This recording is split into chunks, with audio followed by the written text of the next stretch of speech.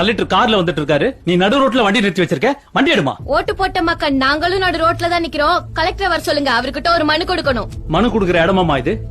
எது வந்தாலும் கலெக்டர் ஆபீஸ்ல வந்து கொடுமா. இப்ப கிளம்புமா. 6 மாசமா மனு கொடுத்துட்டு தான் இருக்கிறேன். மாடு அசை போடுற மாதிரி அந்த அப்பாவி மக்களோட மனுக்கள் அந்த கலெக்டர் ஆபீஸ் மென்னத்தின் அசை போட்டுட்டு தான் இருக்கு. என்னமா பிரச்சனை? வணக்கம் சார், வழி மறைச்சு மனு தரதுக்கு மன்னிச்சிடுங்க. என் பேர் கௌசல்யா, கரியம்பாளையம் கிராமம், கள்ளக்குறிச்சி மாவட்டம். கரியம்பாளையம், எடுத்தனூர், சீர்பந்தல், சின்னமணியந்தல், பெரியமணியந்தல், திருவரங்கம், கடம்பூர், மரூர், புதூர், ஓடியந்தல், இளையனார்குப்பம், அழுதங்குடி, மாடம்பூண்டி, சின்ன கொல்லியூர், பெரிய கொல்லியூர்னு எங்க சுத்த வட்டாரத்துல இருக்க 15 கிராமத்துக்கு 10 ஒயின் ஷாப் இருக்கு சார். ஆனா ஸ்கூலு 2 தான் சார் இருக்கு. எல்லாரும் குடிச்சு குடிச்சு அழிஞ்சு போறாங்க சார். 10ஆம் கிளாஸ் படிக்கிற பசங்களாம் கூட குடிச்சிட்டு அப்பா நெஞ்சில எட்டி ஒதுக்கிறாங்க சார். நான் சின்ன வயசா இருக்கும் போது ஊருக்கு 4 பேர் தான் சார் குடிப்பாங்க, அதுவும் யாருக்கும் தெரியாம. ஆனா இப்ப குடிக்காதவங்களை பார்க்கதே அதிசயமா இருக்கு சார். யார் முகத்திலயும் சந்தோஷங்கிறதே இல்ல சார்.